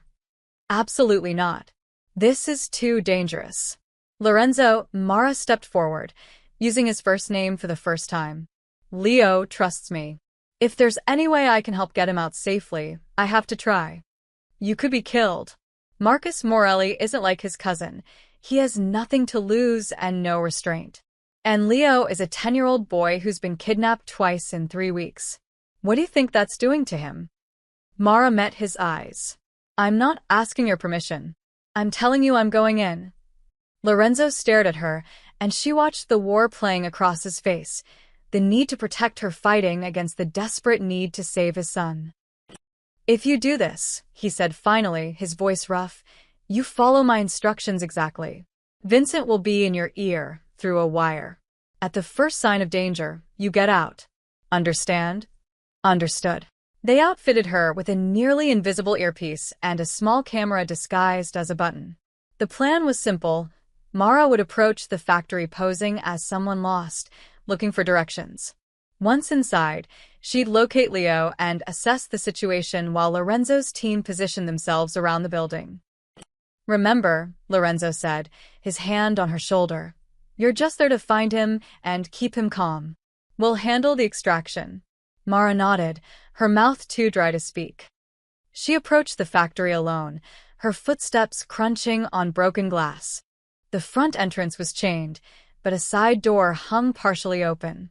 She pushed through, entering a vast space filled with rusted machinery and hanging chains.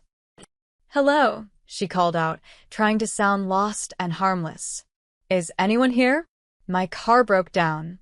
A man emerged from behind a loom, gun visible at his hip. "Wrong place, lady. Turn around." "I'm sorry. I just need to use a phone." I said turn around. Then she heard it, a small voice from somewhere above. "Mara?" The guard's eyes narrowed. "You know the kid?" Lao. Mara called, abandoning the pretense. "Leo, are you okay?" "She's with Romano," the guard said into a radio. "We've got company." Everything happened at once. The guard reached for his weapon. Mara dove behind a machine. And Leo's voice rang out from the second floor. "Don't hurt her." "Target building now." Lorenzo's voice came through her earpiece, deadly calm. "Mara, stay down." But Mara was already moving, running toward the metal stairs leading to the second floor. She heard shouting behind her, the sound of doors crashing open, but all she cared about was reaching Leo. She found him in a small office, his hands zip-tied to a chair, his face bruised but his eyes fierce. A man stood behind him, Marcus Morelli, she assumed, with a gun pressed to the back of Leo's head. "Stay back," Marcus warned. "I will kill him." "No, you won't," Mara said, her voice steadier than she felt. "Because then you have nothing to bargain with." "I don't need to bargain. I need to send a message." The window behind Marcus exploded inward. Lorenzo came through it like a force of nature, glass raining around him. He moved with brutal precision, disarming Marcus with 2 efficient strikes and putting him on the ground before the man could even process what was happening. "Don't move," Lorenzo said, his knee on Marcus's back, his voice arctic. "Don't even breathe wrong." Vincent and 2 other men poured through the door, securing the room. But Mara was already at Leo's side, cutting through the zip ties with a piece of broken glass, pulling him into her arms. "I've got you," she whispered. "You're safe. I've got you." Leo clung to her, sobbing. "You came. I knew you'd come." Lorenzo stood slowly, his eyes never leaving his son. When their team had Marcus secured, he moved to kneel beside Mara and Leo. "Leonardo," his voice cracked. Leo released Mara and threw himself at his father. Lorenzo caught him, standing and holding his son like he'd never let go.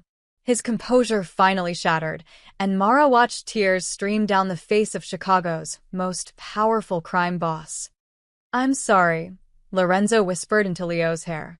"I'm so sorry. I should have protected you better." "You did protect me, Papa. You sent Mara." Lorenzo looked at her over his son's head, and the gratitude in his eyes was overwhelming. Yes. "Yes, I did."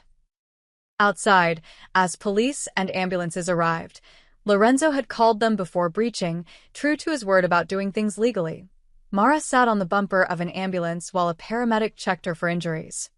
Leo refused to leave her side, holding her hand while his own injuries were examined. The bruises were superficial. Marcus had been saving the real damage for when Lorenzo arrived. "Ms. Jensen." A detective approached, notepad ready. "We need your statement." Lorenzo stepped in smoothly. "She's been through enough today. Her statement can wait until tomorrow." The detective looked like he wanted to argue, saw Lorenzo's expression, and wisely chose not to. Vincent appeared with coffee for everyone. Marcus is talking already, trying to make a deal. Apparently, there are 6 more people involved in this. Good, Lorenzo said. Let him talk. Let him bury all of them. Leo tugged on Mara's sleeve. Can we go home now? Which home? Mara asked gently. Ours, Leo said simply, looking between her and his father.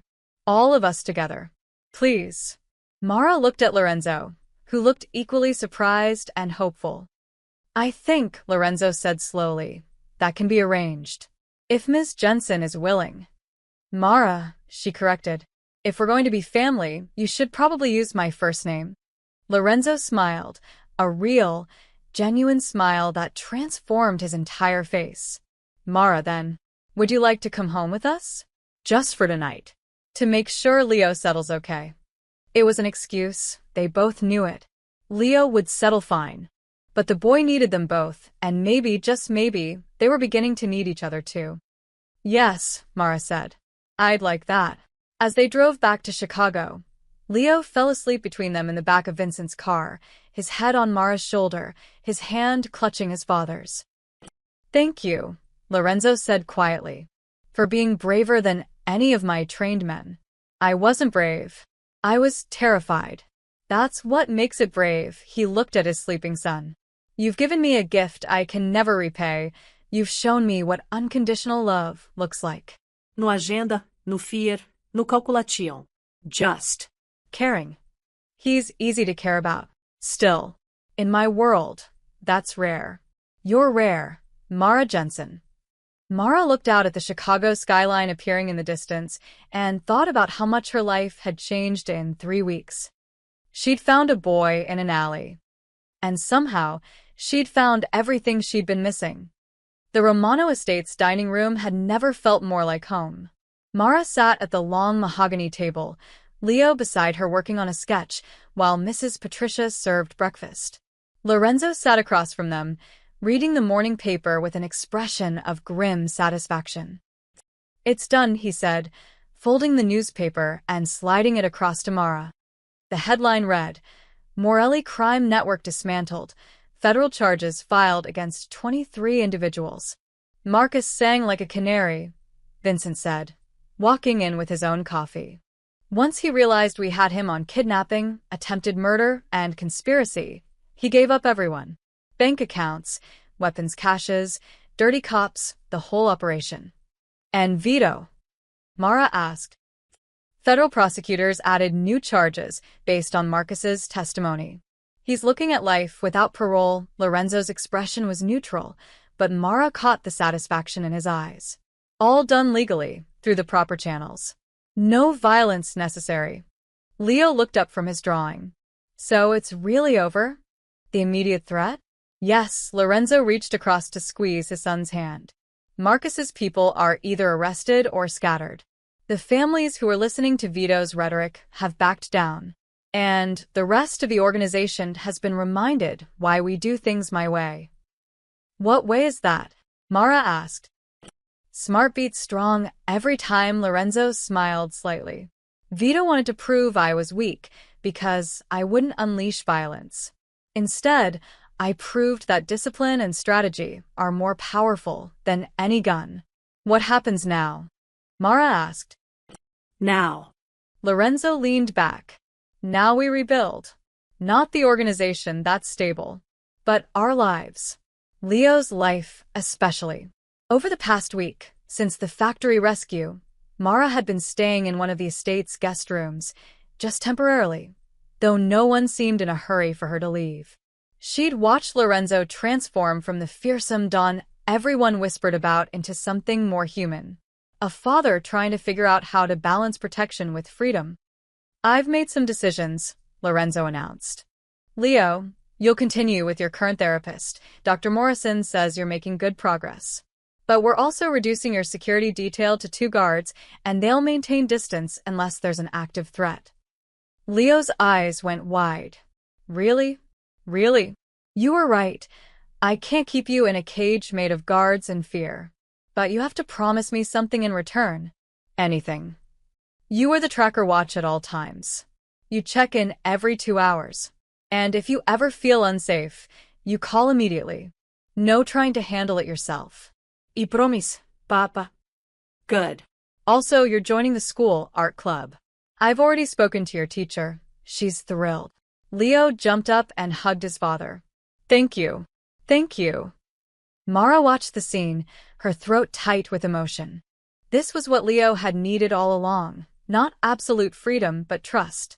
Boundaries that felt like protection rather than prison. And you?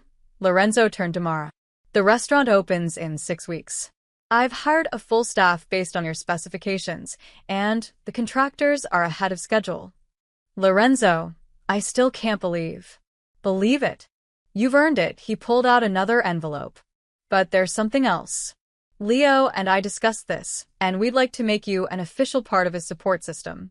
Not an employee, not a contractor, but he paused, searching for words. Family. Mara's vision blurred. What? Leo pulled a paper from his sketchbook. I drew this for you. It was a family portrait, Lorenzo, Leo, and Mara, standing together in front of the restaurant. Above it, in careful lettering, our family. You gave my son his heart back, Lorenzo said quietly. You showed him what it means to be cared for without conditions. And you showed me, he swallowed hard. You showed me that I was becoming the thing I'd spent my life trying not to be, a man ruled by fear instead of love. I just did what anyone would do. No, Vincent interjected from the doorway. Most people would have taken the reward and run. You stayed. You risked your life. Twice. That's not what anyone does.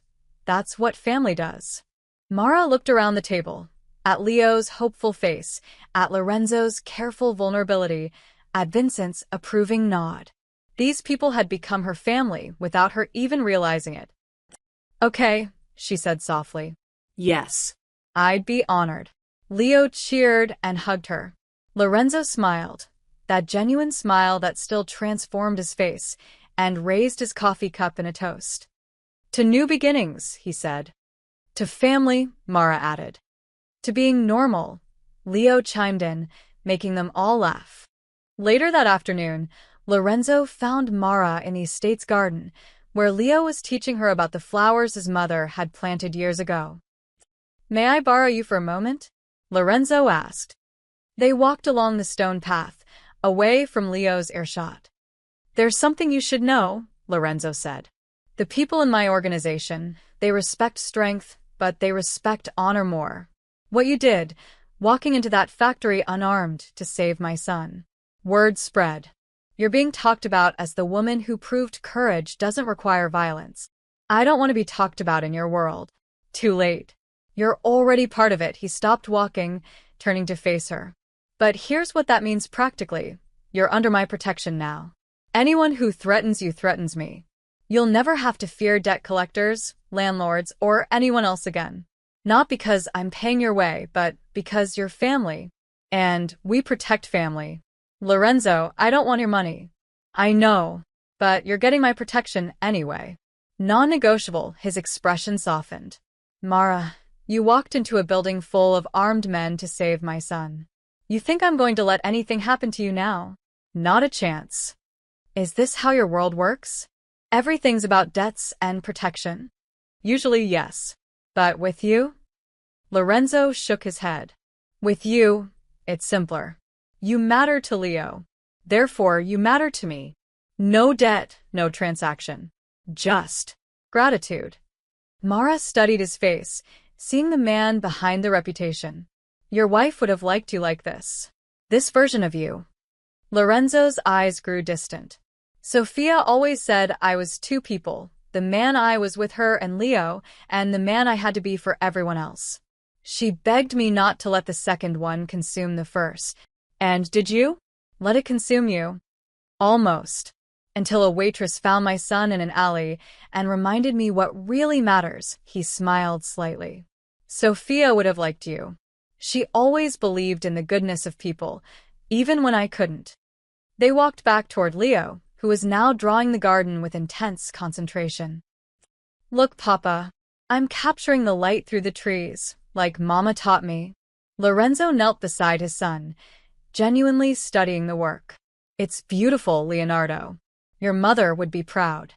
I think she'd be proud of you too, Leo said seriously. You beat the bad guys without becoming one. That's what real power looks like, right? Lorenzo pulled his son close. Yes. That's exactly what it looks like.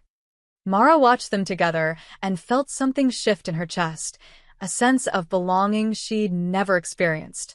She'd spent her whole life on the outside, watching other people's families through windows, imagining what it felt like to truly matter to someone. Now she knew. And it was worth every terrifying moment that had brought her here. Mara, Leo called. Come see. I'm going to paint this as a gift for your restaurant. She joined them in the garden, and as the three of them discussed colors and perspective, Vincent watched from the terrace with a satisfied smile. The Romano family had been broken, fractured by fear and loss. But somehow, a poor waitress with a kind heart had helped them find their way back together. And in doing so, she'd found her own place to belong. 6 months later, the morning sun streamed through the large windows of Mara's kitchen, though the sign outside read Sophia's Table in elegant script, a name Leo had suggested to honor his mother's memory. Mara stood behind the counter, watching as families filled the cozy space. The exposed brick walls displayed Leo's artwork, paintings of the city, the garden, the stray cats they still fed together. In the corner, a small area was designated for children to draw while their parents ate, free art supplies available to anyone who wanted them. Miss Mara, a little girl ran up, clutching a drawing. Look what I made. Mara crouched down, admiring the crayon masterpiece. That's beautiful, Sophia. Your mom's going to love it. She'd named the children's corner after Leo's mother too, a small memorial to a woman she'd never met but felt connected to through the boy they both loved. The door chimed, and Leo walked in, now several inches taller and carrying a backpack covered in paint stains. His security detail, reduced to one guard who stayed outside, gave Mara a friendly wave through the window. How is art club? Mara asked, already preparing his usual, hot chocolate and a grilled cheese. Amazing! Mr. Peterson said my piece might be selected for the City Youth Exhibition. Leo climbed onto his favorite stool at the counter. And Marcus, my friend Marcus from class, he wants to come over this weekend. Papa already approved it. Mara smiled. The fact that Leo could casually mention having a friend over, that Lorenzo had learned to let people into their lives, felt like a miracle. That's wonderful, kiddo. His parents were nervous at first, Leo admitted. But Papa invited them for dinner last month, and now they're okay. Papa said he showed them he was just a businessman who cares deeply about community improvement, Leo grinned. Which is technically true. Very technically, Mara laughed. The past 6 months had been transformative. Lorenzo had gradually stepped back from day-to-day operations, delegating more to Vincent and other trusted lieutenants. He'd attended every one of Leo's art shows, school conferences, and therapy sessions. He'd learned to let his son breathe, while still keeping him safe. And he'd become something Mara never expected, a friend. As if summoned by her thoughts, Lorenzo walked through the door, looking far more relaxed than the man she'd first met. He wore jeans and a simple sweater instead of his usual suits, and he smiled, really smiled, when he saw them. Two of my favorite people, he said, settling onto the stool beside Leo. Though I suspect I'm interrupting our talk. Just telling Mara about the exhibition. Can she come? Please. I wouldn't dream of going without her. Lorenzo caught Mara's eye. You're coming, right? Wouldn't miss it. A woman approached their table, Mrs. Chun from Mara's old building, who'd become a regular. Mara, dear, this stew is perfection. What's your secret? Love and patience, Mara replied, the same answer her foster mother used to give. That's all it takes. After Mrs. Chun left, Lorenzo said quietly, You've built something special here. It's not just a restaurant, it's a community center. Look around. Mara did. In one corner, elderly regulars played chess. Near the window, a young mother nursed her baby, while her toddler colored. At the large communal table, a book club was meeting. And everywhere, people were talking, laughing, connecting. We serve 50 free meals a day to anyone who needs them, Mara said. No questions asked. Thanks to your endowment. Our endowment, Lorenzo corrected. This place belongs to all of us. You just make it work. Leo tugged his father's sleeve. Papa, tell her about the thing. What thing? Mara asked suspiciously. Lorenzo pulled out an envelope, a gesture that had become familiar over the months. Don't panic. It's not money this time. Then what is it? Adoption papers. Preliminary forms. Lorenzo's expression turned serious. Leo and I have been discussing this with Dr. Morrison. We'd like, if you're willing, to make this official. Not employment, not obligation, but legal family. Mara stared at the envelope, her hands trembling. You want to adopt me? Technically, it's more complicated than that since you're an adult, Lorenzo explained. But legally, we want you designated as Leo's guardian, co-parent, essentially. In case anything happens to me, in case Leo needs you, it would be official. You'd have rights, protections, legal standing. But more importantly, Leo added, his voice serious beyond his years, it means you're really my family. Not just Papa's friend or my friend, but my family. Like a mom, if that's okay. Mara's vision blurred with tears. Leo, You don't have to answer now, Lorenzo said quickly. This is huge, and we understand if you need time. Yes, the word came out choked. Yes, of course, yes. Leo launched himself at her, nearly knocking her off the stool. She caught him, holding tight while tears streamed down her face. Over his shoulder, she saw Lorenzo wipe his own eyes quickly. Thank you, Lorenzo mouthed. Later, after the dinner rush died down and Leo was doing homework in the back office, Lorenzo helped Mara clean tables, something he'd started doing regularly, claiming it helped him think. You know, he said, wiping down the counter, when Leo disappeared that first time, I thought my world was ending. Everything I'd built, everything I'd protected, none of it mattered if I couldn't keep him safe. But you did keep him safe. No. You did. You found a lost boy in the cold and showed him what kindness looked like.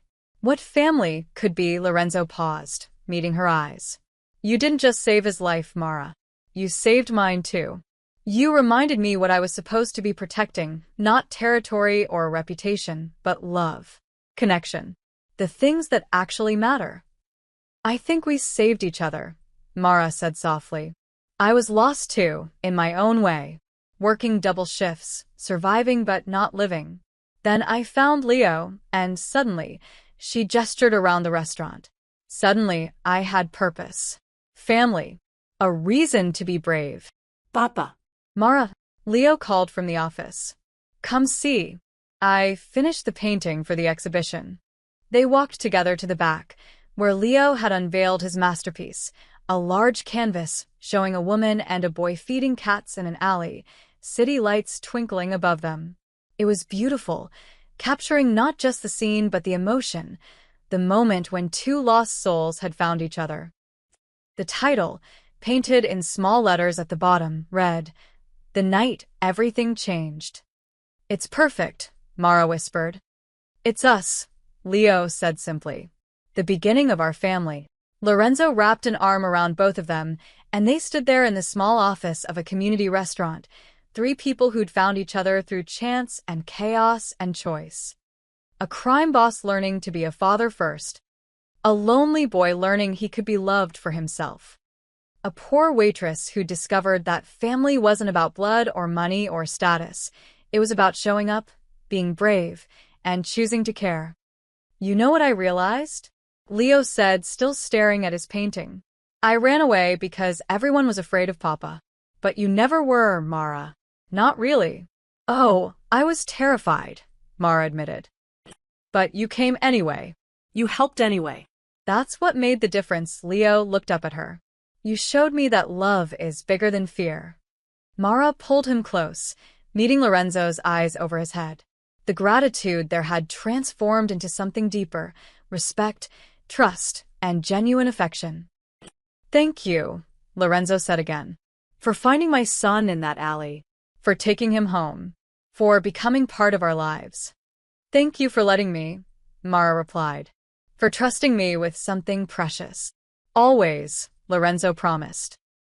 As they locked up the restaurant that night, walking together toward Lorenzo's car with Leo between them, Mara looked back at the warm lights of Sophia's table. Through the windows, she could see the community space she'd built, the walls covered in children's art, the tables that had hosted so many connections. She'd found a shivering boy in an alley 6 months ago, unaware he was a mafia boss's son. But what she'd really found was herself, her courage, her purpose, her family. And as they drove home together, Leo chattering about his exhibition while Lorenzo smiled and Mara listened, she realized something profound. Sometimes the greatest gifts come wrapped in the most unlikely packages, like a lost child in a cold alley, a dangerous man learning to love openly, and a waitress discovering she'd been searching for family her whole life. She'd just found him in the cold. And in saving him, she'd found her purpose too. The end.